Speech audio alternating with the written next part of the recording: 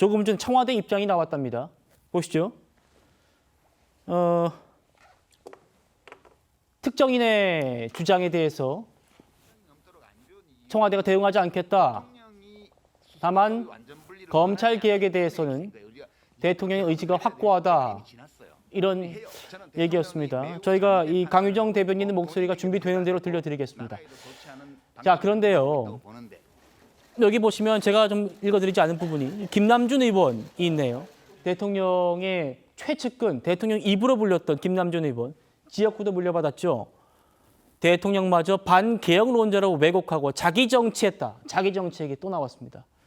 그런데 이런 친명계의 반응과 달리 단 한 사람, 정청래 전 대표만은 이런 당내 분위기와는 다른 입장을 냈어요. 들어보겠습니다.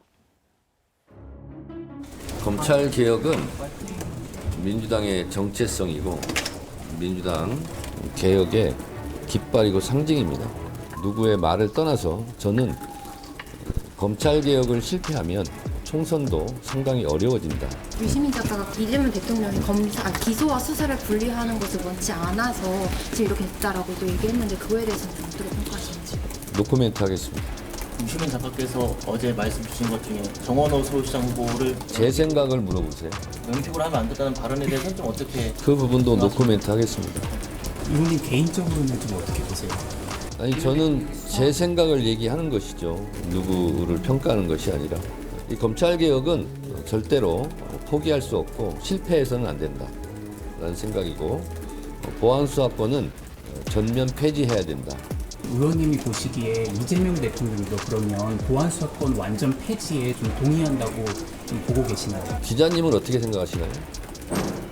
기자님 머릿속 생각으로 쓰세요. 제가 계속 노코멘트 한다고 얘기하지 않았습니다. 이재명 정부가 실패의 길로 가고 있다는데요. 이런 기자 질문에도 뭐 검찰 개혁은 민주당 정체성이고 민주당 개혁의 깃발이고 상징이다. 윤기찬 위원장님, 사실상 유시민 씨와 주장을 같이 한다고 봐도 될까요? 그렇게 보여지죠. 그러니까 구체적인 뭐 정책적인 기조가 같다라기보다는 현재 그 전당대회 국면에서는 그리고 차기 대권과 관련된 이런 여러 가지 설계 측면에서는 유시민 작가하고 결이 같다고 볼 수밖에 없죠. 지금 이제 친명계 입장에서 보면 이게 당의 분란으로 볼 수 있겠지만 실제 이게 2020년도 초반기부터 몇 년간은 또 수박론이 있었어요. 그때는 똑같은 거를 친문 인사 등을 향해서 했던 전례가 있거든요. 그러니까 이게 결국 어떤 명분 삼아서 얘기를 하고 있지만 실제로 나가는 당의 패권 전쟁이고 그다음에 정청래 전 대표가 그렇게 얘기했잖아요. 본인은 대권에 출마하지 않겠다. 이 부분은 김민석 총리와의 다소간의 차별화거든요. 그러니까 결국은 당권을 가져오고 나서 그다음에 대권을 골라서 그 킹메이킹을 하겠다라는 것인데 유시민 작가의 말 중에 새겨들을 부분이 있어요. 대통령이 현재 이렇게 가면 실패할 확률이 높다라는 부분은 악담이라고 마냥 볼 수는 없는 게 견제할 수 있는 세력이 없는 거죠. 그러니까 견제받지 않는 대통령은 실패할 확률이 조금 높다. 왜냐하면 당내 견제도 안 된다는 거잖아요. 그래서 견제할 수 있는 정청래 대표를 뽑아달라. 다시 말하면 정청래 대표가 되면 이재명 대통령과 각을 세우겠다. 이런 다른 말이거든요.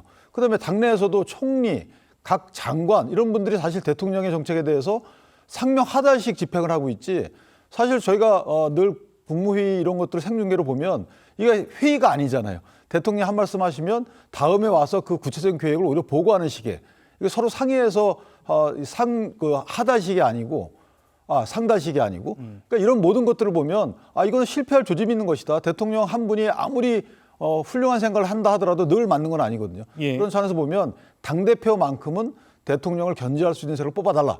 이렇게 보여지고요.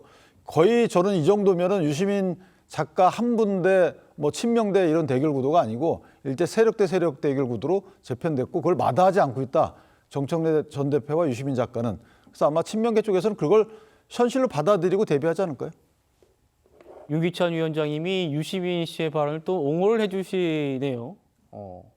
조금 전에 청와대가 유시민 씨의 공격에 대한 입장을 공식적으로 냈습니다. 들어보시죠.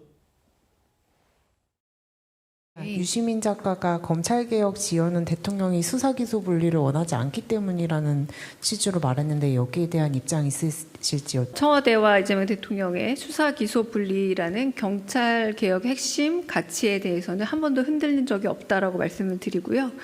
특정인의 발언에 대해서는 별도 입장을 가지거나 별도 대응하지 않습니다.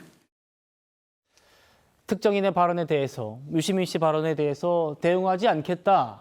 이게 공식 입장입니다. 그러면서도 대통령의 검찰개혁 핵심 가치에 대해서는 한 번도 흔들린 적이 없다. 김주태 의원님 어떻게 들리십니까? 뭐 저 말씀이 맞는 거 아닙니까? 지금 유시민 작가의 발언에 대해서 개인적인 주장이잖아요. 그런 주장에 대해서 일일이 청와대가 굳이 반박하고 대꾸해야 할 가치 저는 못 느낄 거라고 보고요. 지금 좀 전에 그 말씀 주셨던 부분들을 제가 다시 한번 이렇게 제 나름대로 방식으로 좀 해석을 해보겠습니다. 네.